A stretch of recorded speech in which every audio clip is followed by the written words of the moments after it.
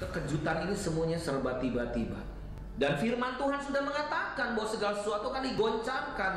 Tentang berakhirnya pandemi ini tidak ada seorang pun yang tahu. Kita tidak bisa memaksa Tuhan harus menghentikan sekarang juga. Tapi kita harus yakin, saudaraku, bahwa sebagaimana firman Tuhan katakan bahwa Dia membuat segala sesuatu indah pada waktunya. Tuhan mau kita belajar percaya bahwa di tengah-tengah situasi yang sulit, Tuhan adalah Tuhan yang tetap pegang kendali atas kehidupan kita. Apapun keadaan yang terjadi, Tuhan Yesus ada bersama dengan kita. Tuhan yang pernah menolong kita di waktu yang lalu adalah Tuhan yang sama yang menolong kita di hari ini. Hasil akhir bukan di tangan corona. Hasil akhir tetap di tangan Yesus Kristus. Dialah Tuhan yang berdaulat. Dialah Tuhan yang tetap pegang kendali atas kehidupan kita. 2021, saya yakin akan menjadi tahun percepatan, di mana doa-doa kita akan dijawab 2 kali lipat dari sebelumnya. Mujizat akan terjadi 2 kali lipat dari sebelumnya. Pemulihan akan terjadi 2 kali lipat dari sebelumnya. Dan juga berkat-berkat akan mengalir 2 kali lipat dari sebelumnya. Year of Acceleration.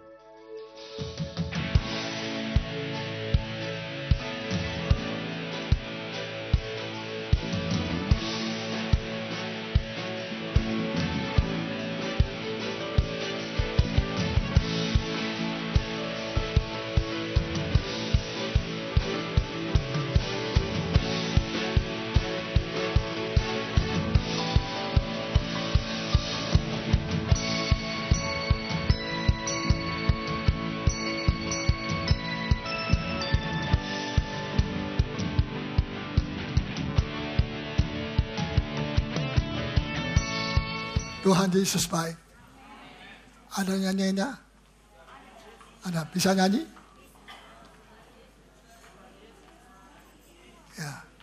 Ya ini kali belum waktunya menyanyi. Nanti selesai ya. Saya mau berbicara kelanjutan dari langit dan bumi baru. Apa saja yang menjadi isi dari langit dan bumi baru? Atau bumi dan langit baru? Sekarang saya sampai kepada nomor angka Romawi 4, betul saudara? Atau salah? Mari kita baca Wahyu 22.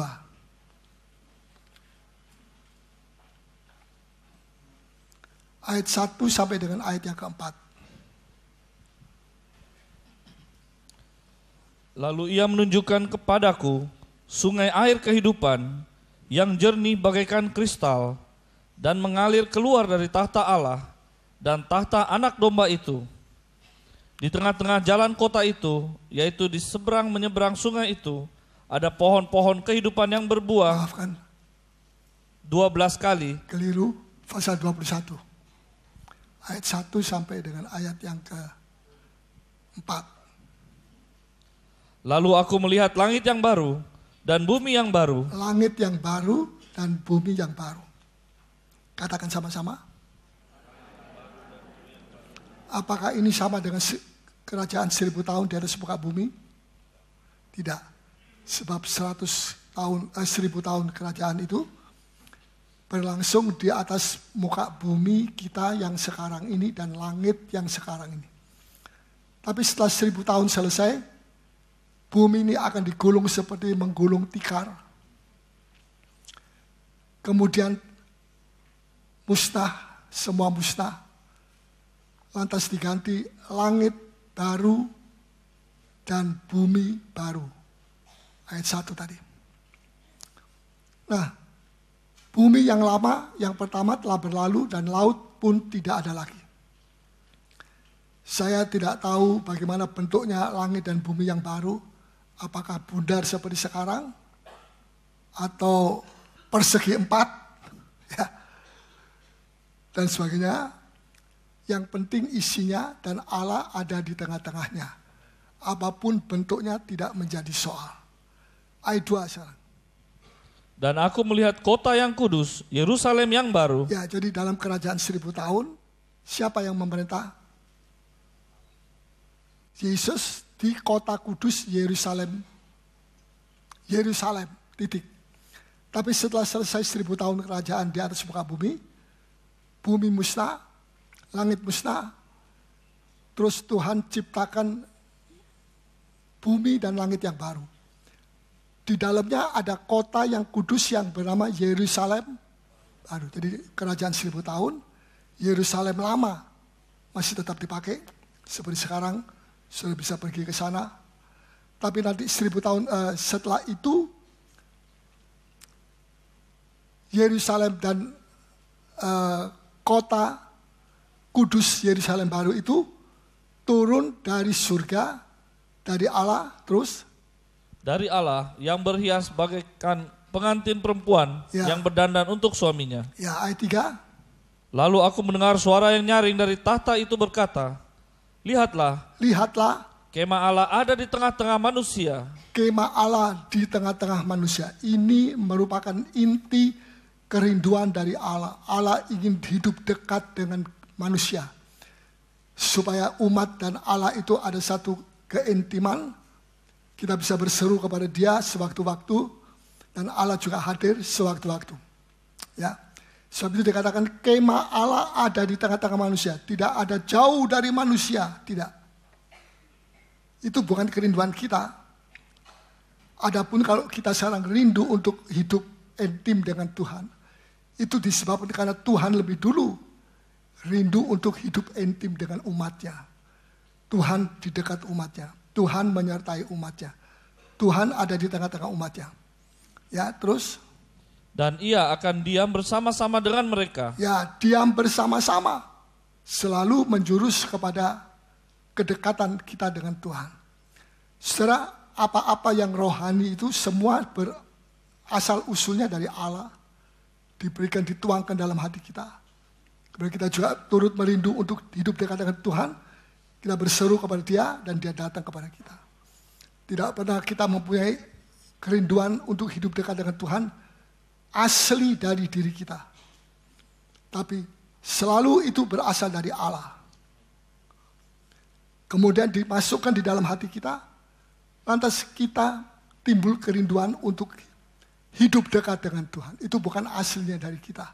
Itu aslinya dari Allah. Ada Tuhan yang ingin hidup dekat, tetapi dia sibuk-sibuk terus. Ya, jadi tidak kesampaian. Jadi asal usulnya dari rencana Tuhan itu adalah Allah sendiri. Tapi bagaimana respon kita, itu penting juga. Kalau kita acuh tak acuh, walaupun Tuhan rindu untuk hidup dekat dengan kita, tetap ada gap. Jadi responi dengan respon yang positif. Apa yang Allah bicara dan apa yang Allah taruhkan di dalam hati kita. Terus?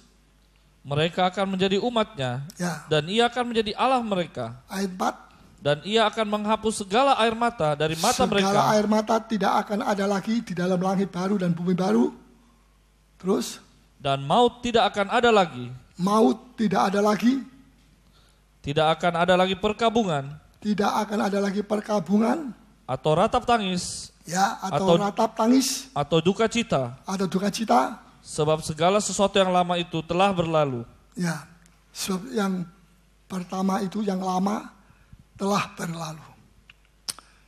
Ini satu hal yang pantas untuk kita renungkan dan pelajari.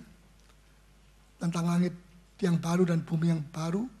Kesimpulannya adalah langit baru dan bumi baru itu berisi kebenaran. Bisa mengerti? Dunia sekarang berisi kebenaran dan kejahatan. Bahkan kejahatan lebih dahsyat daripada kebenaran.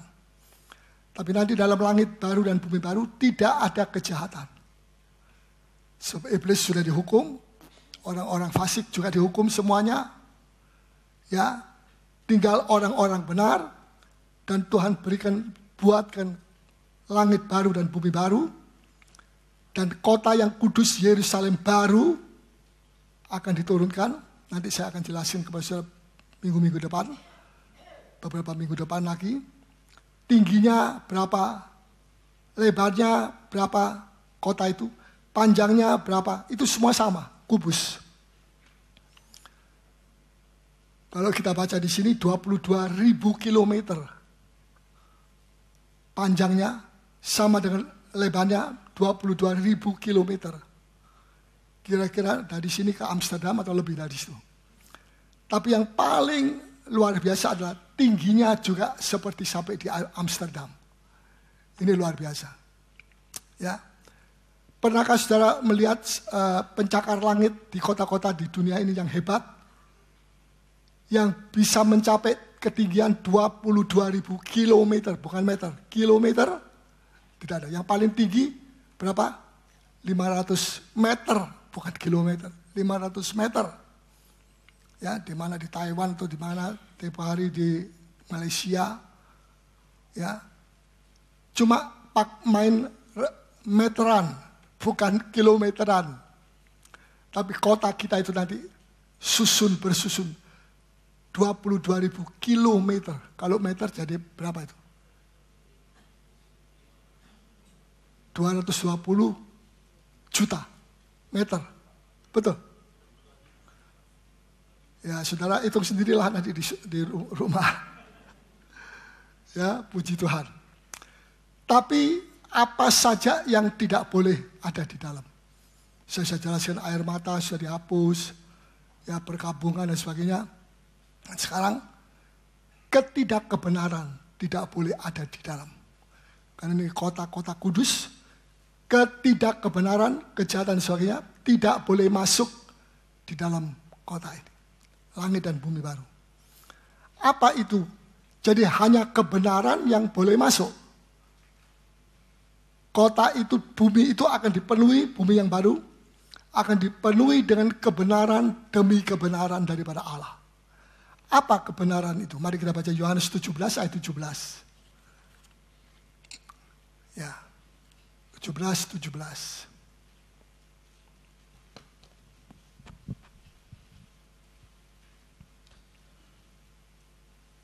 Kuduskanlah mereka dalam kebenaran. Kuduskanlah mereka dalam kebenaran. Yohanes 17 ayat 17. Firman-Mu adalah kebenaran. Firman-Mu adalah kebenaran. Jadi firman Tuhan ini kebenaran. Tidak perlu dites, diuji. Kalau mimpi perlu diuji, ya, nubuat perlu diuji. Tapi firman Tuhan tidak perlu diuji. Karena firman Allah ini tidak bisa salah. Bahkan justru firman Tuhan ini akan menguji mimpi-mimpi, penglihatan-penglihatan, nubuat dan sebagainya. Firman Allah menguji apakah sesuai dengan firman Allah, sesuai dengan kehendak Allah atau tidak. Tapi firman Allah tidak perlu diuji karena dia tidak ada salah. Ujian itu harus tidak ada kesalahan. Ya. Nah, kebenaran itu adalah firman Tuhan. Dalam Yohanes 8 ayat 31 sampai dengan 32.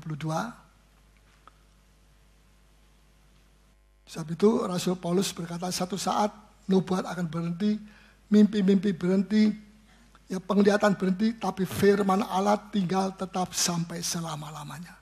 Langit dan bumi boleh digulung, dihancurkan, tapi firman Allah tetap tinggal sampai selama-lamanya. Puji Tuhan. Yohanes 8 ayat yang ke-31 sampai dengan 32. Silakan dibaca. Maka katanya kepada orang-orang Yahudi yang percaya kepadanya, jikalau kamu tetap dalam firman-Ku, kamu benar-benar adalah murid-Ku.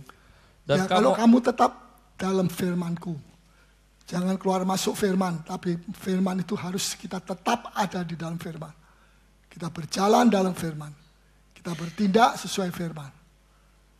Ya, kita berbuat apa saja tidak boleh lepas daripada firman Tuhan. Firman Tuhan itu memberi petunjuk kepada kita, ya. Kamu benar-benar adalah muridku. Terus? Dan kamu akan mengetahui kebenaran. Kamu akan mengetahui kebenaran, kata Yesus. Dan kebenaran itu akan memerdekakan kamu. Dan kebenaran itu akan dimerdekakan bukan merdeka dari penjajahan, ya, bukan merdeka dari hal-hal yang lain, tapi merdeka roh kita, roh, jiwa, dan tubuh kita akan dimerdekakan oleh Tuhan sesuai dengan janji Tuhan oleh kebenaran, bukan oleh pistol, bukan oleh bom-bom, tapi dimerdekakan oleh firman Allah.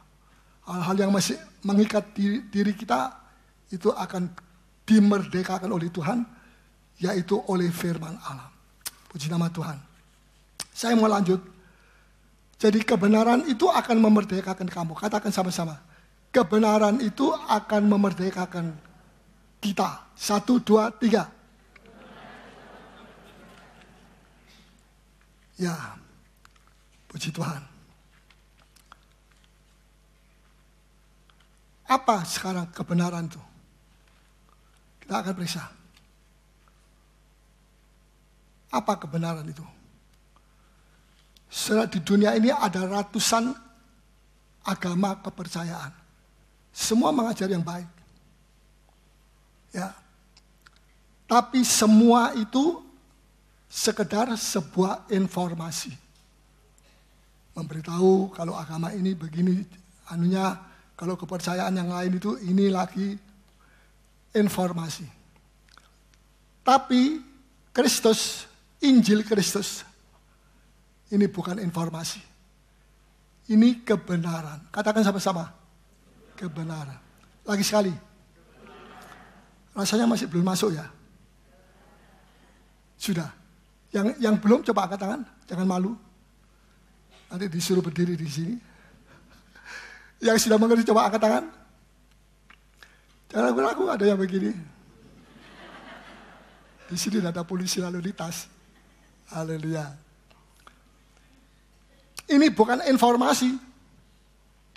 Ini kebenaran. Saudara mesti mengerti. Jangan sampai saudara sudah membaca Alkitab berapa tahun, saudara tidak tahu bahwa ini bukan sekedar informasi. Sebab informasi bisa keliru, bisa tidak. Tapi kebenaran dari kata benar, benar, benar, tidak boleh, tidak bisa, tidak ada yang menyimpang ke kiri atau ke kanan dari Alkitab ini. Semua yang diucapkan oleh Tuhan sesuai dengan ucapan Tuhan itu ditulis dengan ilham Roh Kudus. Nah, jadi beda, saudara bisa membedakan antara informasi dan kebenaran. Ya, kalau informasi disampaikan begini, ya silakan kalau mau terima percaya, puji Tuhan, tidak apa-apa. Kalau mau tolak juga tidak ada apa-apa, tidak ada hukuman. Ya, mau terima informasi ini, mau percaya, silakan. Tidak mau percaya, gak apa-apa. Itu informasi. Tidak ada tuntutan. Tapi kalau firman Allah ini adalah kebenaran, kalau kita percaya, kita selamat. Betul? Kalau kita percaya dan akibat dari percaya kita terima firman Tuhan Yesus Kristus Juru Selamat itu, kita selamat. Tapi kalau kita tidak mau percaya, kita menolak, kita tidak mau terima Injil Kristus, binasa. Wah, kok kejam sekali. Tidak kejam. Harus ada sanksi. Karena ini adalah kebenaran. Kalau informasi terima oke, tidak terima oke. Tapi kalau firman Tuhan, kebenaran, terima, yang kita terima itu kebenaran. Membuat kita selamat. Tapi kalau kita tidak percaya, kita tidak mau terima, yang tidak kita mau terima itu bukan informasi. Sekedar, ya, tetapi itu adalah kebenaran. Firman Tuhan itu adalah kebenaran. Tidak mau terima, maka ada sanksi pasti. Orang itu akan binasa. Yohanes 3 ayat yang ke-16. Ya, sebab harga dari keselamatan itu mahal. Yesus anak Allah sendiri mesti turun ke dunia untuk mati di atas kayu salib untuk menebus dosa kita. Jadi harga keselamatan itu mahal, karena begitu mahal sampai kita tidak bisa beli. Misalnya Tuhan, saya mau beli dengan darah saya keluarkan darah saya 1 mangkok. Tidak berlaku. Hanya darahnya Yesus Kristus. Dia adalah domba, tapi bukan domba binatang, dia domba Allah. Ya, mari kita baca sekarang Karena begitu besar kasih Allah akan dunia ini, Ya, sehingga ia telah mengaruniakan anaknya yang tunggal, ya. supaya setiap orang yang percaya kepadanya tidak Supaya binasa. setiap orang yang percaya, yang terima, percaya dan terima kepadanya, ya, tidak binasa. binasa, melainkan beroleh hidup. Coba lagi sekali ayat 16. Tolong. Karena begitu besar kasih Allah akan dunia ini, sehingga ia telah mengaruniakan anaknya yang tunggal, supaya setiap orang yang percaya kepadanya Setiap orang yang percaya tidak binasa, melainkan mendapat beroleh hidup yang kekal. hidup yang kekal. Tapi yang tidak percaya, bagaimana? Binasa. Sebab kalau dikatakan sini, yang supaya setiap orang yang percaya, titik. Berarti ada yang tidak percaya. Setiap orang yang tidak percaya, titik. Berbalikan dari itu. Yang kalau yang satu, yang percaya tidak binasa, hidup kekal. Yang tidak percaya, binasa. Ya, ini ayat terkenal dari dulu sejak saya sekolah minggu. Saya sudah diajar oleh guru-guru saya. Ya. Jadi saudara, bedanya informasi dan kebenaran itu berbeda, sangat berbeda. Nah, kalau dikatakan apa kebenaran? Kebenaran itu adalah firman Tuhan. Maka di dalam firman Tuhan ini ada begitu banyak kebenaran. Ya, saya mencoba untuk beberapa saja yang saya akan cuplikannya. Kebenaran tentang memberi. Kebenaran tentang mengampuni. Itu kebenaran. Jadi kalau kita tidak mau mengampuni orang yang bersalah kepada kita, seperti kita bersalah kepada orang lain, itu ada sanksi. Sebab ini bukan sekedar informasi. Begitu kita dengar firman Tuhan, kita diikat. Ikatan janji Tuhan yang luar biasa. Tapi kalau kita tidak mau, kita berontak, kita mau keluar dari ikatan itu, oke, kata Tuhan. Pikul sendiri, ya, sanksinya harus dipikul sendiri. Nah, hal memberi, saya tidak mau lama-lama. Lukas 6 itu satu kebenaran. Itu bukan informasi, ya kalau mau silakan, kalau tidak mau tidak apa-apa. Ya. Sekalipun memberi itu tidak boleh dengan terpaksa. Lukas 6 ayat 38.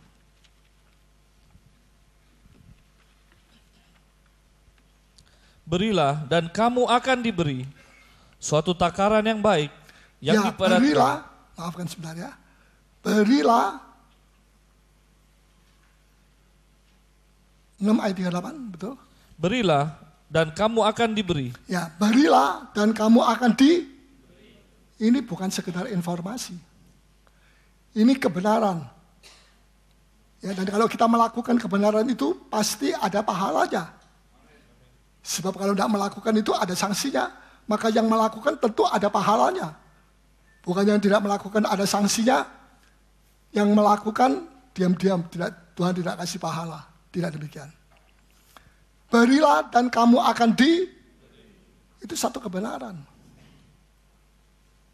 Ya, suatu takaran sudah. Terus. Suatu takaran yang baik. Takaran yang baik. Yang dipadatkan. Padatkan. Yang digoncang. Setelah padat digoncangkan lagi, turun lagi, lebih padat lagi. Dan yang tumpah keluar. Sampai tumpah keluar. Akan dicurahkan ke dalam ribaanmu. Akan dicurahkan di dalam ribaanmu yang memberi. Ya. Sebab ukuran yang kamu pakai untuk mengukur akan diukurkan kepadamu. Sebab dengan ukuran yang kamu pakai, hati-hati, akan diukurkan kembali kepadamu. Ini bukan sekedar informasi, ini adalah kebenaran. Seringkali kita kaget, wah, balasannya kok begini berat. Ya, karena kita mengukur juga ukuran yang berat. Ya, akan diukurkan kepadanya. Ini bukan sekedar teori dari seorang ahli pengetahuan di dunia ini. Ayat 38 ini adalah perkataan Yesus. Yesus sendiri yang mengajar. Berilah, maka kamu akan ini bukan teori belaka. Ini kebenaran Allah. Dan barang siapa yang melakukan ini, dia melakukan kebenaran Allah. Bisa nangkap? Ada orang mengeluh, wah saya ini sudah korban, saya sudah ya menabur, mana makin melarat sekarang. Sebenarnya kalau kita tidak menuai di sini, kita akan menuai di sana. Betul? Tapi yang saya lihat, kita juga menuai di sini. Asal jangan kita menabur, tapi kita mengomel. Saya tidak ngomel, hatimu yang ngomel. Singkam aja, sama saja. Ya, malah yang hati itu lebih bahaya. Ngomelnya bisa kiri kanan dan sebagainya. Kalau mulut, tampaknya kencang saja. Saudara, berilah dan kamu akan berilah. Siapa yang memberi? Kita. Maka kamu akan diberi. Siapa yang memberi kita? Tuhan. Melalui orang ini, orang itu, macam-macam sahabat kita. Bahkan orang yang tidak pernah kita pikirkan, Tuhan bisa pakai orang itu. Ya, tapi yang jelas sumbernya adalah Allah yang memberi. Kepada orang yang memberi. Setiap hari Allah keluar dan untuk melihat mana yang memberi. Dia akan memberi kembali orang yang memberi. Bisa tangkap? Tidak bingung? Ya, kita ini hanya penyalur. Tuhan itu sumbernya dari segala sesuatu. Pernahkah saudara kadang-kadang saudara kaget, loh orang ini yang saya tidak pernah pikirin kok memberi sama saya? Ya, Tuhan tidak pakai orang yang populer. Siapa saja yang mau dipakai oleh Tuhan, dia bisa dijadikan saluran memberi. Dan pada gilirannya nanti dia akan diberi.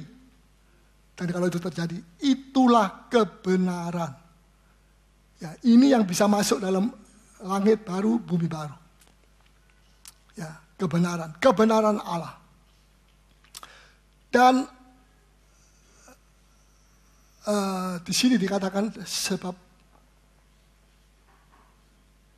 ayat 38, dan yang tumpah keluar akan dicurahkan ke dalam ribaanmu, sebab ukuran yang kamu pakai untuk mengukur akan diukur padamu. Ya, nah, sesuatu yang luar biasa, berkat yang ada di dalam memberi, yaitu barang siapa melakukan kebenaran ini, memberi, dia dijanji dimerdekakan dari kemiskinan dan kekurangan.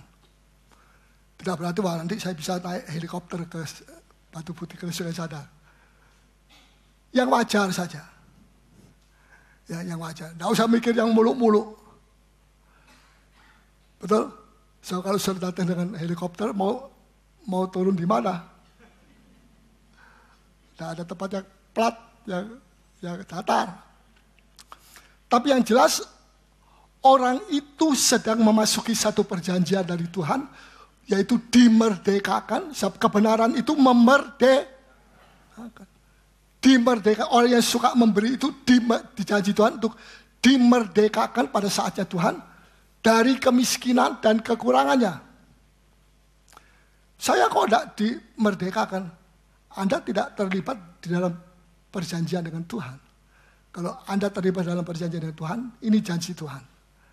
Lukas 6 ayat 38. Dan ini ya sudah kita baca, berarti sudah lupa. Dan ini janji Tuhan yang Tuhan selalu penuhi. Kebenaran itu memerdekakan kita. Memerdekakan dari apa? Kebenaran apa? Dan memerdekakan dari apa? Ya, kebenaran tentang memberi. Ya, memberi orang miskin, memberi gereja, pembangunan, milik Tuhan dan sebagainya. Itu janji. Kita berjanji. Ya, berilah maka kamu akan diberi. Yang memberi kita. Yang memberi dari atas Tuhan. Bisakah kita menang soal beri-memberi dengan Tuhan? Saya lebih menang dari Tuhan. Saya beri 100.000 kilo. Tuhan memberikan 10.000 kilo. Begitu? tidak terbandingkan. Kalau kita bisa memberi, itu karena Tuhan memberi lebih dulu kepada kita. Kalau tidak diturunkan hujan, makanya kalau hujan jangan terus tidak ke gereja. Tapi saya lihat di sini penuh, oke, puji Tuhan. Ya, Tuhan begitu baik. Kalau tidak ada hujan, tidak ada panas, buah-buah tidak bisa matang. Betul? Karena itu Tuhan juga jatuhkan hujan dan Tuhan juga jatuhkan matahari. Sinar matahari, bukan matahari. Binasa semua kalau matahari. Ya, Tuhan mengatakan begini di dalam salah satu Injil Markus. Ketika Yudas Iskariot mengkritik perempuan berdosa itu, ya, menyeka sambil menangis, air matanya turun, dan dia seka dengan rambutnya yang panjang itu. Yudas bilang, ini pemborong. Bukankah ini harganya 360 sikal? Dinar.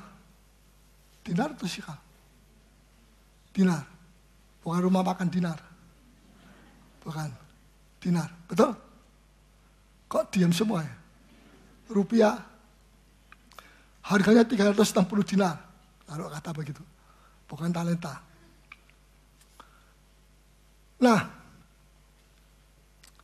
apa sebabnya Tuhan bilang begini? Orang miskin selamanya ada pada kamu. Kamu bisa sewaktu-waktu memberikan kepada orang miskin itu uang, pakaian, dan sebagainya. Kalau memberi pakaian dan sebagainya, jangan yang robek-robek. Supaya jangan kita diberi robek. Bisa mengerti? Ya. Orang miskin selalu ada di antara kamu, kata Tuhan. Artinya kita selalu bisa mempunyai kesempatan untuk menolong orang-orang miskin. Tapi aku tidak selamanya ada pada kamu.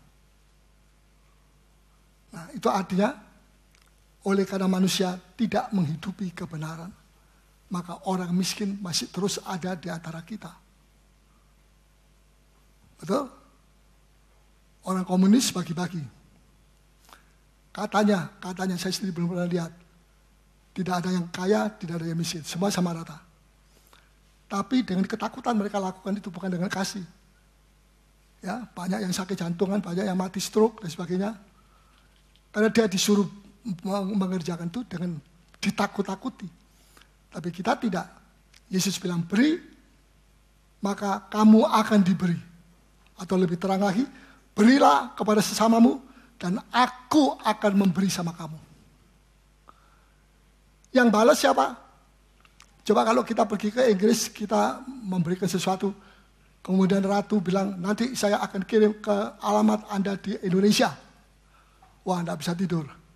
Kenapa? Yang memberi orang kecil, yang membalas Ratu Elizabeth. Betul? Belum mati, tak? Ratu Elizabeth.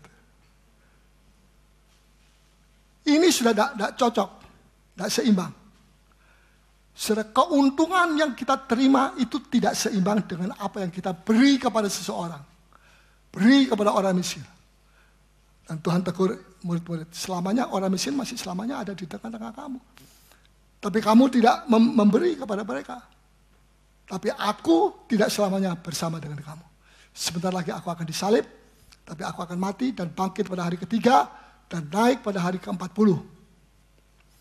Ada orang bilang, saya kalau mati saya mau keliling-keliling dulu 40 hari. Tanya sama Tuhan Yesus, minta SIM dulu. Saya tidak tahu. Loh, kenapa tidak tahu? Saudara bisa jawab sendiri. Ya, tahu kebenaran tapi tidak menghidupi kebenaran percuma. Jadi kebenaran-kebenaran yang ditulis dalam Alkitab ini adalah untuk tidak cuma dibaca, tapi juga dihidupi. Sehingga kita bisa melihat, oh ya betul. Pada saat saya menghidupi ayat itu, saya lakukan ayat itu. Ternyata apa yang Tuhan janji, ya dan amin. Tuhan tepati. Selalu Tuhan tepati. Ya, coba kita mau baca 2 Korintus pasal 9 ayat 6. 2 Korintus 9 ayat 6.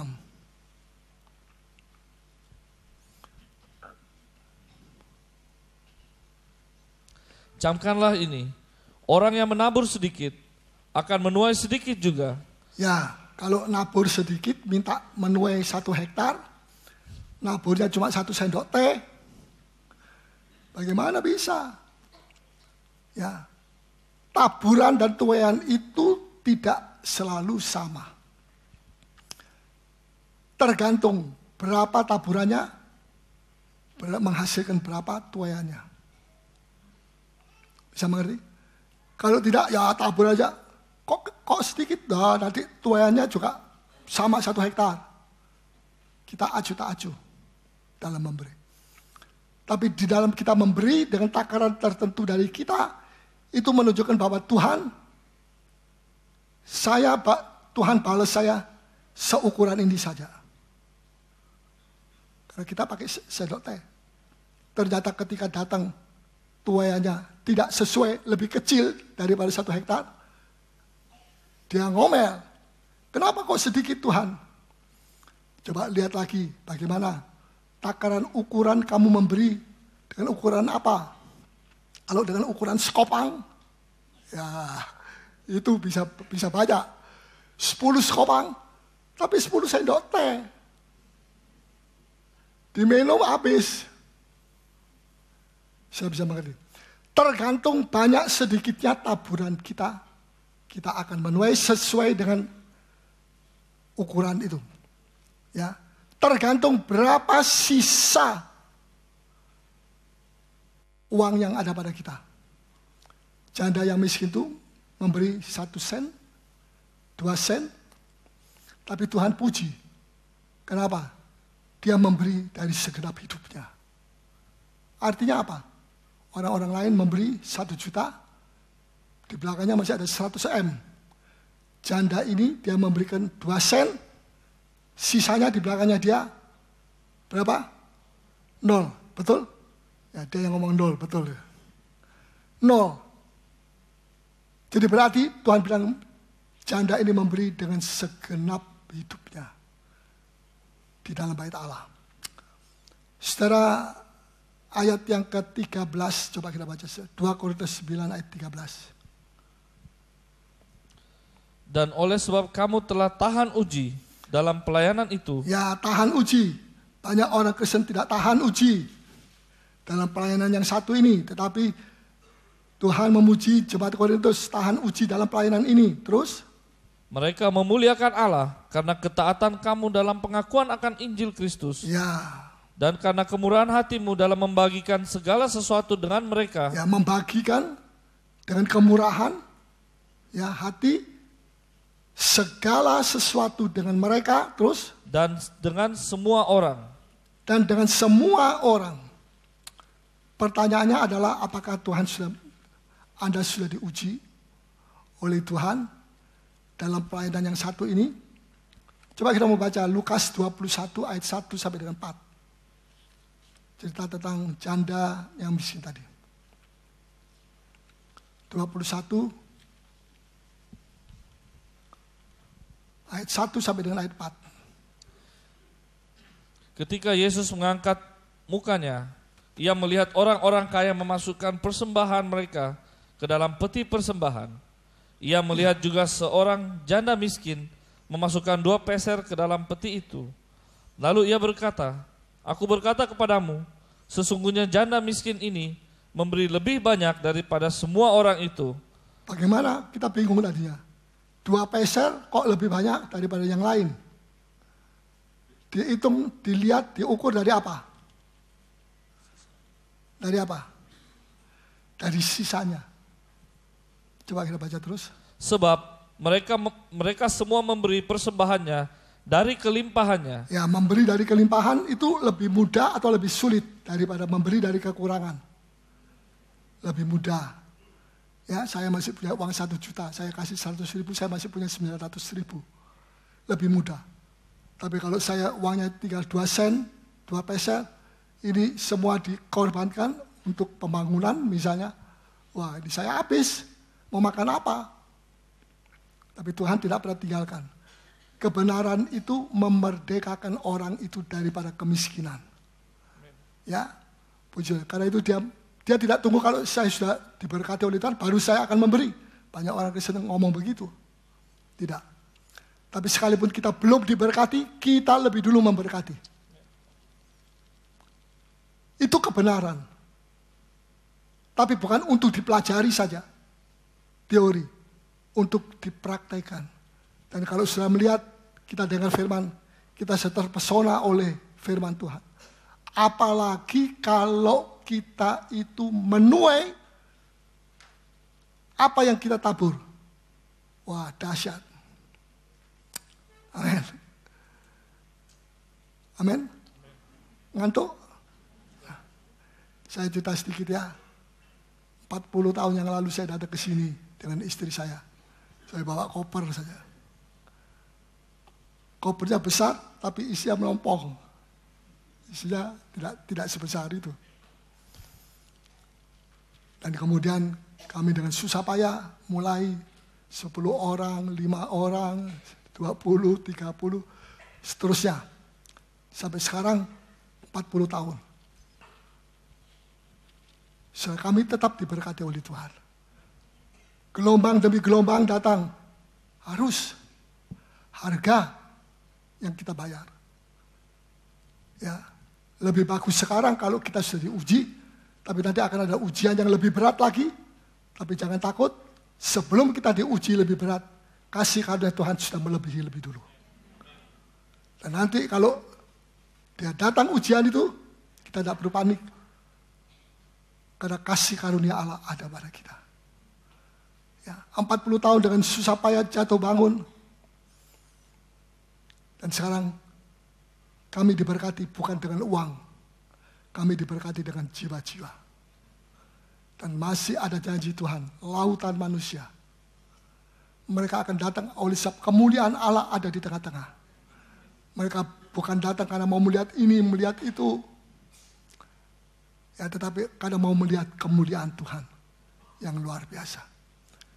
Ya, sebab saya bilang begini, saya datang ke sini bukan untuk uang. Jadi uang bukan ukuran. Anda akan keliru kalau mengukur pendeta Paulus dengan uang. Ukur dengan kasih karunia. Ini bukan satu kesombongan, dijauhkan Tuhan. Tapi saya mau mengajar kepada pendeta-pendeta muda di sini. Kalau Anda sudah mulai terus memandang kepada mamon, nanti akan lebih banyak lagi masalah. Ya, tetapi jangan segala sesuatu pekerjaan Tuhan diukur dengan mamon. Ukuran kita adalah kasih karunia. Ya, sehingga semua berjalan enak. Tuhan begitu baik sekali. Ya, terus belum selesai. Ayat 4. Tetapi janda ini memberi dari kekurangannya. Memberi dari kekurangannya. Yang satu memberi dari kelebihannya, kelimpahannya. Terus? Bahkan ia memberi seluruh nafkahnya. Nah, di sini perkataan Tuhan Yesus. Bahkan janda ini memberi dari seluruh. Wah, banyak sekali. Oh tidak, karena dia janda miskin kok. Seluruh paling-paling, ya 2 sen tadi itu, 2 peser. Ya itu saja sudah. Itu kalau kita mungkin orang, kalau di antara kita ada yang punya 100 juta, itu sisanya seperti 100 juta itu. Tapi Tuhan puji janda ini. Sebab Tuhan tidak melihat nilai nominalnya. Sebab kalau dilihat nilainya itu, nominalnya, cuma 2 peser. 2 peser. Sedikit atau banyak ini? Memberi 2 peser. Ya kalau jatuhkan terlalu keras, bunyi kelinting. Makanya kalau ada 2 peser dimasukkan, pelan-pelan dimasukkan sampai dalam. Asal jangan tarik lagi. Takut bunyi sakakala. Tidak apa-apa. Kalau memang Anda punya jiwa itu, berbahagialah Anda. Kebenaran memberi ini akan memerdekakan engkau dari kekurangan dan kemiskinan. Tidak percaya? Coba Abi. Ya. Lebih mudah untuk memberi dari kelimpahan daripada memberi dari kekurangan. Betul? Lebih mudah memberi dari kelimpahan, saya punya kelimpahan, daripada kekurangan. Nah, tetapi orang yang bertuhankan mamon tetap sulit memberi walaupun dari kelimpahannya. Karena hatinya sudah melekat kepada mamon. Orang lain memberi dari kelebihannya, mudah memberi dari kelebihannya, dia sulit karena bertuhankan mamon. Bisa tangkap? Ya. Hati mereka sudah melekat dengan mamon itu. Nah, Tuhan berkata, kebenaran ini akan membebaskan mereka dari bertuhankan mamon. Amin. Ya. Kebenaran, kalau saudara menangkap kebenaran Tuhan dalam soal beri-memberi, tidak dipaksa ya, tapi ini saya mesti ajar. Sebab kalau tidak nanti Tuhan tanya, Paulus, kamu mengajar segala sesuatu kepada jemaatmu, tapi satu kamu tidak pernah mengajar itu. Karena kamu sungkan ya, kamu takut ya, nanti dia pergi dan sebagainya. Apa Tuhan? Kebenaran tentang memberi, beri-memberi. Beri-memberi. Wah, saya bilang, Tuhan kalau itu saya mau kembali ke dunia dulu, saya mau mengajar. Terlambat. Angkanya banyak dikurangi. Karena orang ini lebih sungkan, segan kepada manusia daripada kepada aku. Padahal kebenaran yang saya ajarkan ini adalah kebenaran yang justru memperkaya saudara. Bukan diperkaya dengan uang saja. Diperkaya dengan iman saudara. Kepercayaan saudara. Kasih karunia Allah di dalam saudara. Dan sebagainya. Jadi karena itu saya lega hati saya setelah saya ajarkan ini. Inilah kebenaran yang pertama. Mungkin sebelumnya ada juga kebenaran yang lain. Tapi saya ambil ini. Ya, jadi kebenaran ini dapat membebaskan kita dari tuhannya mamon. Dan orang yang dibebaskan, dimerdekakan itu adalah orang yang berbahagia. Amin. Sekarang yang selanjutnya. Yang selanjutnya. Ya, saya akan memberi 3 poin saja. Tapi mungkin tidak sampai.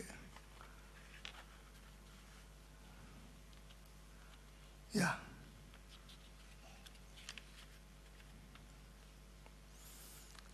Apa saudara tetap menopang kami? Saya terima kasih kalau saudara menopang kami sekeluarga. Sebab kalau saudara menopang kehidupan kami, kalau pemimpin itu diberkati Tuhan, Anda penopang juga akan diberkati oleh Tuhan. Kalau pemimpinnya dikuatkan oleh Tuhan, Anda juga penopang dikuatkan oleh Tuhan. Ya.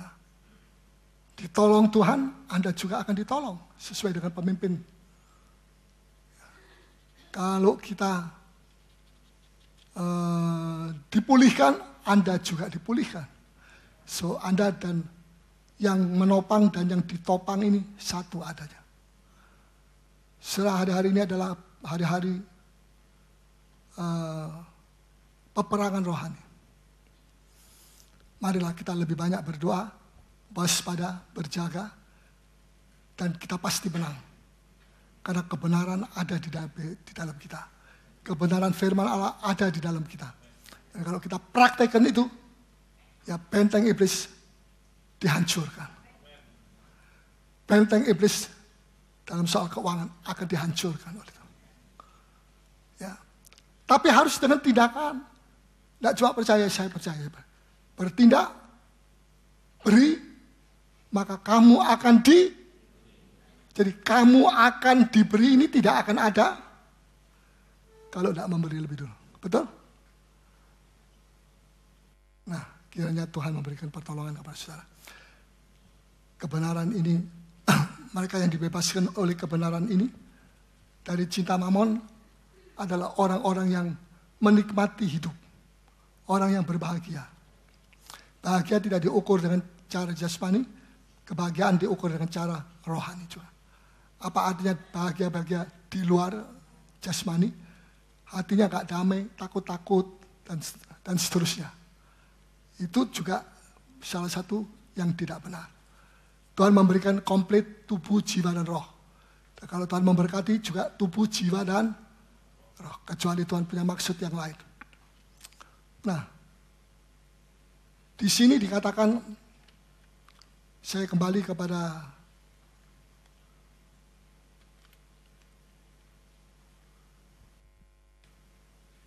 Yohanes 8 tadi. Maafkan. Yesaya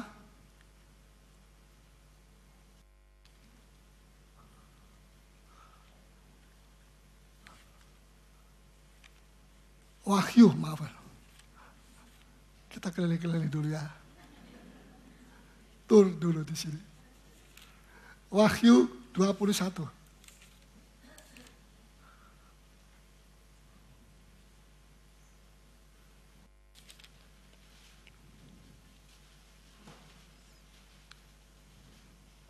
Ayat 4. Dan ia akan menghapus segala air mata dari mata mereka, dan maut tidak akan ada lagi. Tidak akan ada lagi perkabungan, atau ratap tangis, atau duka cita, sebab segala sesuatu yang lama itu telah berlalu. Tidak akan ada lagi perkabungan. Mari kita baca, apa artinya tidak ada perkabungan di dalam langit baru dan bumi baru. Yesaya 61 ayat 3. Yesaya 61 ayat 3.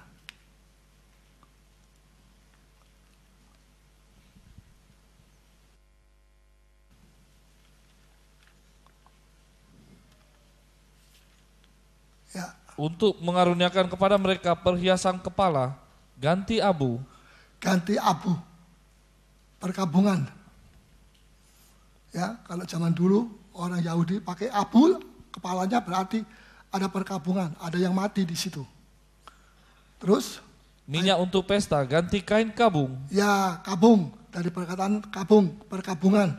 Diganti, kalau perkabungan sudah diganti oleh Tuhan, diganti dengan apa? Minyak. Minyak apa? Urapan. Ya. Terus nyanyian puji-pujian, ganti semangat yang pudar. ya, Supaya orang menyebutkan mereka pohon terbantin kebenaran, tanaman Tuhan untuk memperlihatkan keagungannya. ya. Terima kasih. Nah, ganti kain kabung adalah minyak urapan. Urapan itu bisa bertumbuh jadi lebih kuat seperti Daud. Terus naik, urapannya naik sampai dia bisa melawan siapa saja. Tidak ada yang bisa mengalahkan Daud karena urapannya naik terus. Tapi juga ada orang yang mengalami urapannya makin lemah karena hubungannya dia dengan Tuhan mulai menjauh. Ya, bahkan bukan hanya melemah, tapi urapan itu juga bisa hilang oleh karena dosa, tidak taat. Contohnya adalah Raja Saul. Ya, ada yang bisa kembali, ada yang tidak bisa. Urapan yang tidak bisa kembali adalah Saul. Karena Saul itu sejak Roh Kudus meninggalkan dia sibuk mau membunuh Daud tanpa alasan yang benar. Sampai hari akhir dia mati bunuh diri, itu masih dia mengejar-ngejar Daud. Yang notabene adalah anak mantunya sendiri. Hatinya dipenuhi dengan dendam, takut, dan sebagainya. Benci, iri hati, dan sebagainya. Hati yang penuh seperti itu paling gampang mengeluarkan minyak urapan. Ya, sampai akhirnya dia mati bunuh diri. Tidak kembali. Makanya Daud di dalam Mazmur 51 ayat 13, di dalam doanya dia bilang, jangan ambil urapan yang ada padaku Tuhan. Kenapa? Karena dia melihat mertuanya. Ya, kasihan mertuanya tapi tidak bisa dikasihani. Sampai mati bunuh diri. Urapannya sudah hilang. Daud pernah berbuat dosa, tapi urapannya tidak hilang. Karena dia merindu. Simpson Waktu dipotong, 7 kuncir, hilang atau tidak? Hilang. Tapi kembali atau tidak? Kembali. Kenapa? Rambutnya mulai memanjang. Betul? Rambutnya mulai memanjang. Dan ada perjanjian.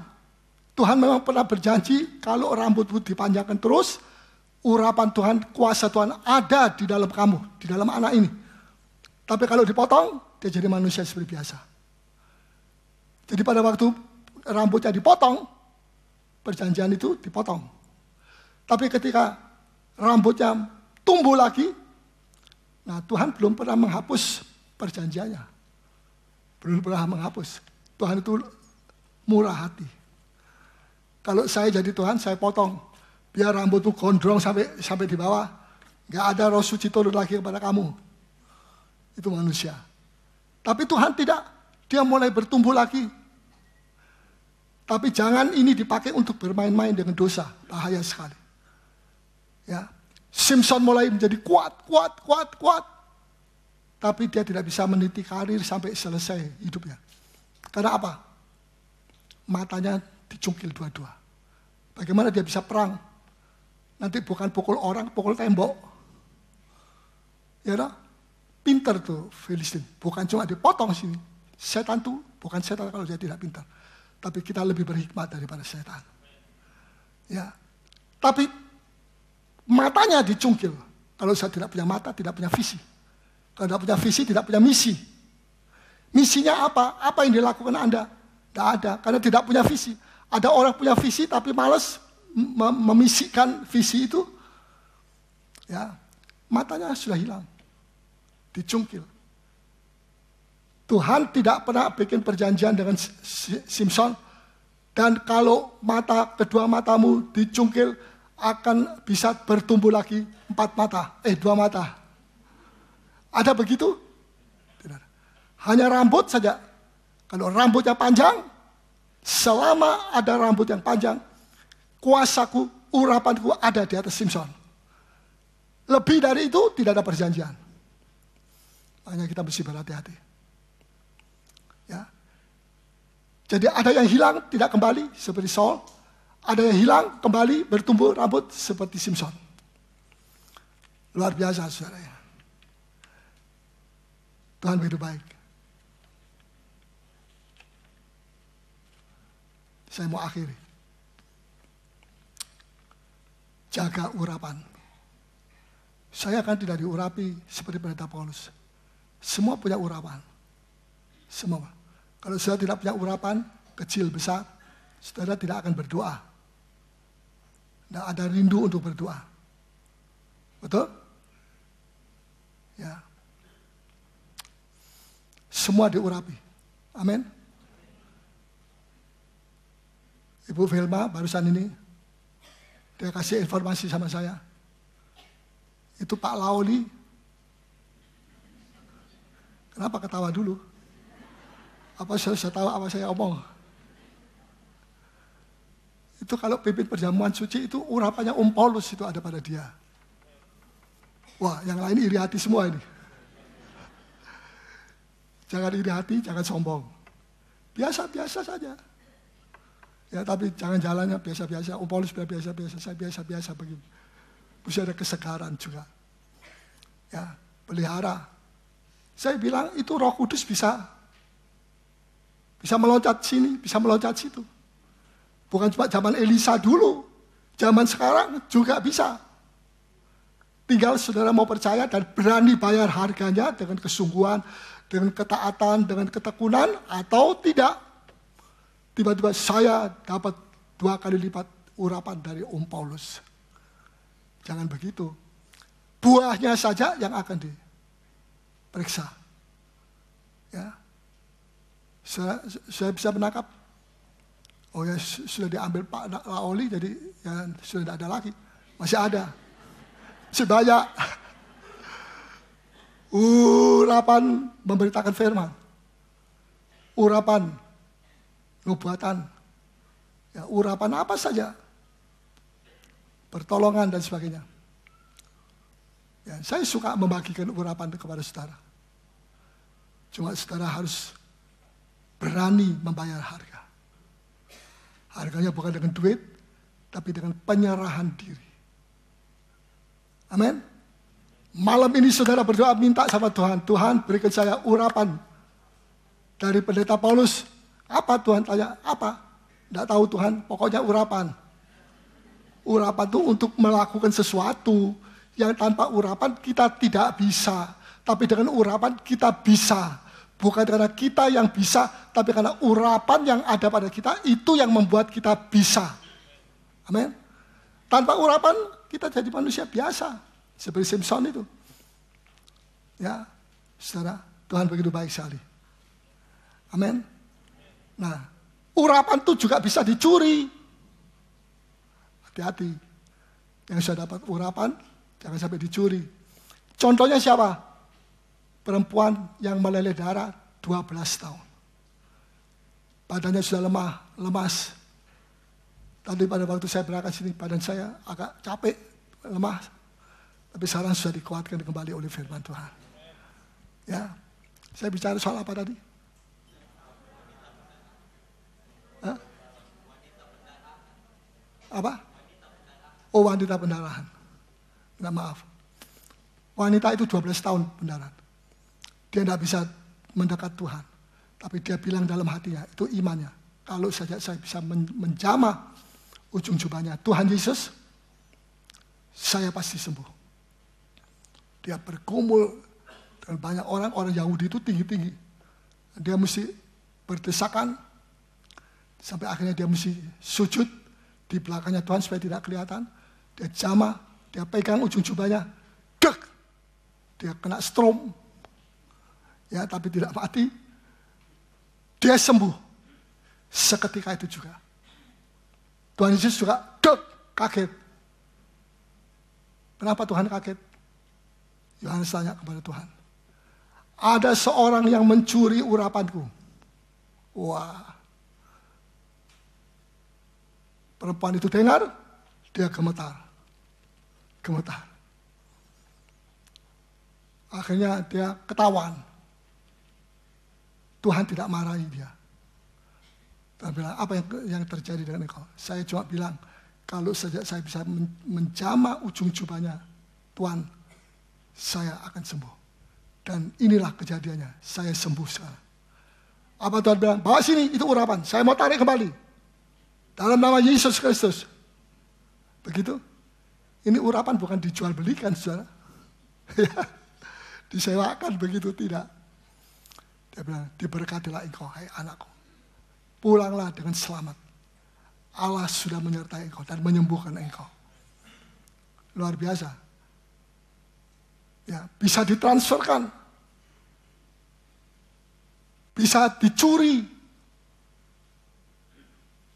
Ya, tapi kalau dia curi seperti perempuan ini, kayaknya dia mencuri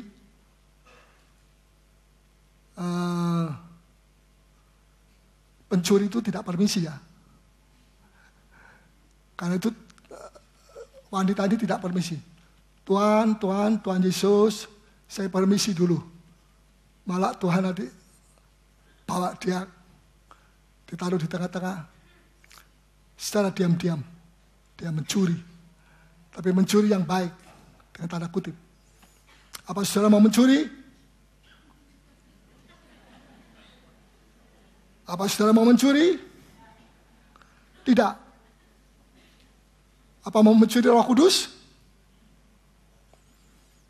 Berani dong. Saya mau Tuhan. Saudara masih terus.